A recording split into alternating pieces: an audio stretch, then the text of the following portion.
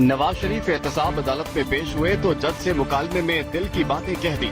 नवाज शरीफ ने एहतसाब अदालत के जज से सवाल किया, क्या मेरे खिलाफ फैसला देने वाले जजों को मॉनिटरिंग जज लगाया जा सकता है? क्या किसी सुप्रीम कोर्ट के बेंच ने JIT की निगरानी की? क्या किसी ने इकामे पर मुझे नाअहल करने की दरखास्त दी थी? क्या किसी लफ्ज की तशरीह के लिए गुमनाम डिक्शनरी इस्तेमाल की जाती है?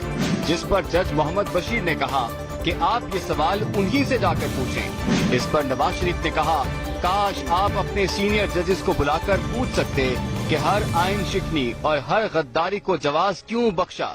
जजेस ने अपने हल्फ से बेवफाई करके आमिरों के हाथ पर बैत क्यों की? नवाज शरीफ ने अपने गवाह पेश करने से इनकार करते हुए कहा कि इस्तगासा मेरे खिलाफ कुछ भी साबित करने में नाकाम रहा, इसलिए मुझे अपने दिफा में शवाहिद पेश करने की जरूरत नहीं। नवाज शरीफ ने कहा कि जनरल रिटायर्ड परवेज मुशर्रफ के खिलाफ गद्दारी का मुकदमा चलाने की सजा दी गई। मेरी नाअहली और पार्टी सदारत से हटाने का खेल कौम जानती है। हर दौर के आमिरों को मुंसिफों ने खुशामदीद कहा और बैत की। 12 अक्टूबर को परवेज मुशर्रफ नामी जर्नैल ने इक़्तिदार पर कब्जा जमाया। 8 साल बाद फिर इमरजेंसी लगाई और 60 जजों को गिरफ्तार किया। मुशर्रफ के गैर आईनी इक़दाम पर वाज़ेह मौक़िफ़ अपनाया और मशवरा नुमा धमकियों के बावजूद गद्दारी का मुकदमा कायम किया। आसिफ जरदारी ने मसलहत से काम लेते हुए गैर आईनी इक़दाम की पार्लियामेंट से तौसीक का कहा तो इनकार कर दिया। परवेज मुशर्रफ जनवरी 2014 में अदालत पेशी के लिए निकला और अस्पताल पहुंच गया। कोई कानून उसे हथकड़ी न लगा सका। नौबत आई तो घर को ही सब जेल करार दे दिया गया। नवाज शरीफ का कहना था 2014 में बनी गाला जाकर इमरान खान से मिला तो उन्होंने धांधली और धरनों की कोई बात ना की, मगर मुशर्रफ के खिलाफ मुकदमा बनते ही इमरान खान और कादरी लंदन में मिले और फिर धरनों का तूफान खड़ा कर दिया गया। अंपायर कौन था?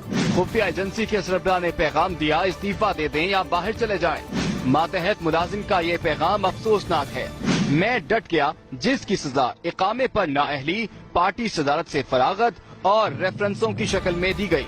साबिक वज़ीर आज़म ने कहा कि आइन शिकनी का फैसला 1-2 जर्नैल करते हैं, कीमत पूरी फौज चुकाती है। फौज की इज्जत करता हूँ। दिफाई बजट में इजाफा किया। फौज की कमजोरी का मतलब दिफा की कमजोरी है। पाकिस्तान की सरबुलंदी के लिए अरबों डॉलर ठुकरा दिए और एटमी धमाके किए। घर की खबर लेने और हालात ठीक करने का कहा तो उम्र भर के लिए नाअहल करार देना और सियासत से आउट करना ही वाहिद हल समझा गया। हुब्बुल वतनी का सर्टिफिकेट लेना तौहीन समझता हूँ। साथी रिपोर्टर नईम असगर के हमरा ज़ैकम नकवी, एक्सप्रेस न्यूज, इस्लामाबाद।